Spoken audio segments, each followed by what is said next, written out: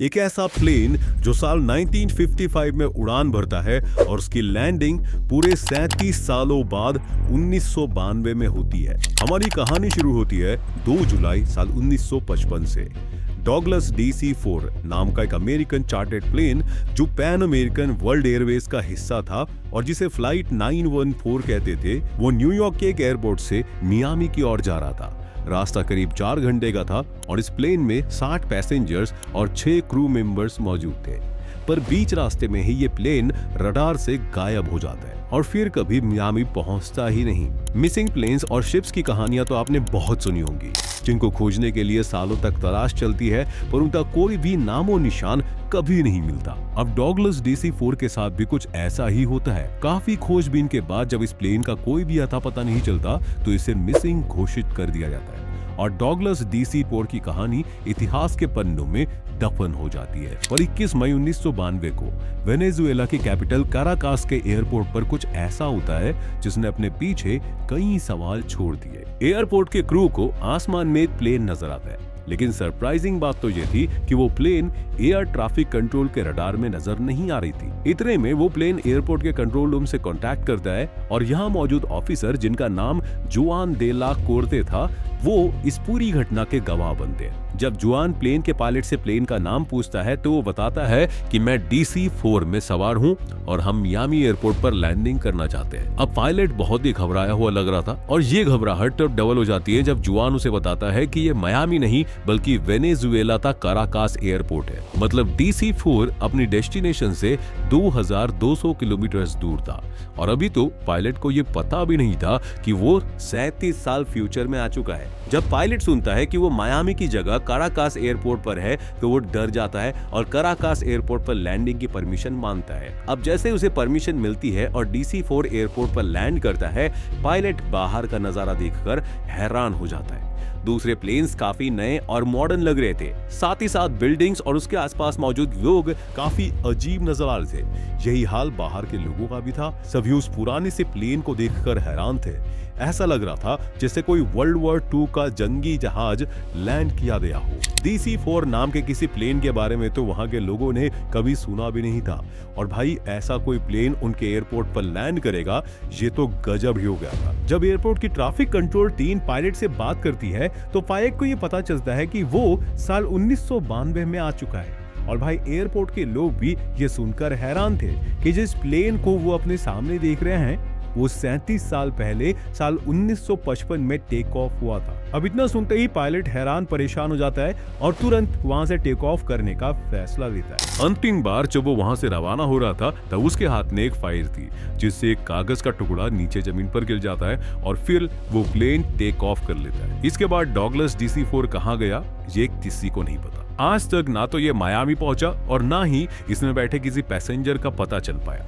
वो कागज जिसे पायलट अपने पीछे छोड़कर गया था वो असल में एक कैलेंडर था, वो भी साल 1955 का, जो ये साबित करता है कि ये घटना 100% सच थी। लेकिन अगर ऐसा है तो साल 1955 में निकला प्लेन 37 सालों तक रहा कहां था? और क्या डॉगलस DC-4 ने टाइम ट्रैवल किया था? अब देखो, अगर इसने टाइम ट्रैवल किया था तो रियल वर्ल्ड में ऐसा सिर्फ 2 ही तरीकों से पॉसिबल है। पहला तब जब कोई ऑब्जेक्ट ब्लैक होल के बेहद करीब पहुंच जाता है और दूसरा जब वो लाइट की स्पीड को मैच कर लेता है। अब अगर एक प्लेन पृथ्वी पर उड़ रहा था तो ब्लैक होल के पास पहुंचना या पृथ्वी पर उसका सामना किसी ब्लैक होल के साथ होना बिल्कुल भी पॉसिबल नहीं है। दूसरी तरफ डॉगलस DC-4 जो एक 4 इंजन प्लेन था वो साल 1942 का मैन्युफैक्चर था और उसकी इतनी स्पीड पॉसिबल ही नहीं थी कि वो लाइट की स्पीड को मैच कर पाए। मतलब कि इस प्लेन का टाइम ट्रैवल करना तो बिल्कुल भी पॉसिबल नहीं था। तो फिर 1955 में टेक ऑफ करने वाला ये प्लेन 1992 में पहुंचा कैसे? वेल, ठीक वैसे ही जैसे साल 1998 में पैदा हुए रशीद खान ने साल 1992 में इमरान खान को वर्ल्ड कप की ट्रॉफी उठाते देखा। पाकिस्तान के पेस एक्सप्रेस हसन अली ने भारत के खिलाफ एक मैच में 10 विकेट उड़ाए और हमारी ओपोजिशन के एक लीडर प्राइम मिनिस्टर बन गए। सॉरी। कहने का मतलब ये है कि ये एक बहुत बड़ा हॉक्स था, यानी कि एक फेक न्यूज। हाँ, ये बात सच है कि साल 1947 से 1961 के बीच डॉगलस DC-4 नाम के 22 planes Pan American World Airways, जिसे पैन AM भी कहते हैं, उसमें शामिल थे। पर फ्लाइट 914 नाम का कोई भी प्लेन एग्जिस्ट नहीं करता। 2 जुलाई 1955 को ना ही कोई ऐसी फ्लाइट न्यूयॉर्क से मियामी की ओर गई थी, और अगर हम 1955 में हुए सारे हवाई हादसों की लिस्ट पर नजर डालें तो हमें फ्लाइट 914 नाम का कोई भी एक्सीडेंट देखने को नहीं मिलता। इनफैक्ट एविएशन की हिस्ट्री में कभी भी इस नाम का कोई भी इंसिडेंट हुआ ही नहीं। 4 अप्रैल 1955 को न्यूयॉर्क के लॉन्ग आइलैंड मैकआर्थर एयरपोर्ट से टेक ऑफ करने वाला यूनाइटेड एयरलाइंस का डॉगलस DC-6 क्रैश जरूर हुआ था, पर उस इंसिडेंट और फ्लाइट 914 के फेक इंसिडेंट में कोई भी कनेक्शन नहीं है। लेकिन अब सवाल उठता है कि आखिर ये फेक न्यूज फैलाई किसने, और वो क्या रीजन थे कि फ्लाइट 914 की ये फिक्शनल स्टोरी इतनी ज्यादा वायरल हो गई। आखिर इस पूरी फेक न्यूज का रियल ओरिजिन कहां से हुआ है? वेल, इसका ओरिजिन हुआ मई 1985 में वीकली वर्ल्ड न्यूज में पब्लिश्ड इस आर्टिकल के जरिए। ये अमेरिका की एक न्यूज़पेपर एजेंसी है जो साल 1979 से 2007 के बीच में एक्टिव थी और मोस्टली फिक्शनल स्टोरीज को पब्लिश किया करती थी। अब अगर हम इसी दिन के न्यूज़पेपर में पब्लिश दूसरे आर्टिकल्स को देखें तो उसका टाइटल है स्टारशिप किडनैप टॉप साइंटिस्ट। अब यहाँ एलोन मस्क के स्टारशिप की बात नहीं चल रही है, वो तो अभी बनकर तैयार भी नहीं हुआ है। मुझे क्यों तोड़ा? दरअसल इस न्यूज़पेपर में एक स्टोरी बताई गई है जहां कुछ वैज्ञानिक माउंटेन्स के एरिया में घूमने जाते हैं और वहां उन्हें हवा में उड़ता एलियंस का एक विमान दिखता है जिससे रेड, येलो और ग्रीन लाइट आ रही थी। ये विमान उन साइंटिस्ट को किडनैप कर लेता है और फिर कुछ समय के बाद वो नेपाल में मिलते हैं। मतलब भाई ऐसा तो कभी कुछ हुआ ही नहीं है। अब यार मजे की बात ये है ना कि वीकली वर्ल्ड न्यूज ने इस आर्टिकल को एक नहीं बल्कि 2 बार पब्लिश किया था।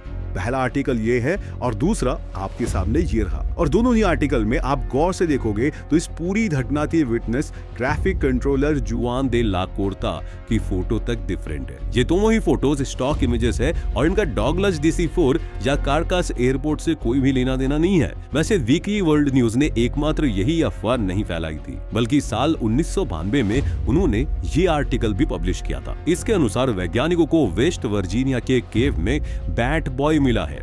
ये एक ऐसा क्रिएचर था जिसकी आधी बॉडी इंसानों की थी और आधी बॉडी बैट की थी।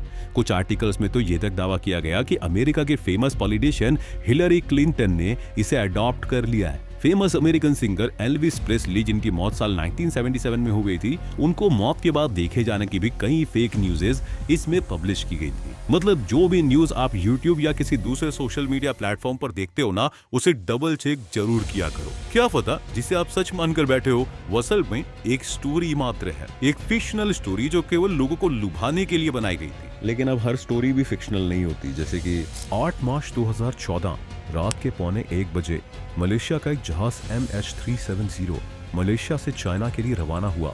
इस फ्लाइट में 239 लोग मौजूद थे। जहाज के कैप्टन का नाम ज़ाहिरी अहमद शाह था। जहाज का दूसरा पायलट फारिक अब्दुल हामिद था। लेकिन दोस्तों, तकरीबन 40 मिनट के बाद ये जहाज कहीं गायब हो गया। ये एविएशन की तारीख की सबसे बड़ी मिस्ट्री है। इस जहाज के साथ हुआ क्या, ये वीडियो बहुत इंटरेस्टिंग होने वाली है।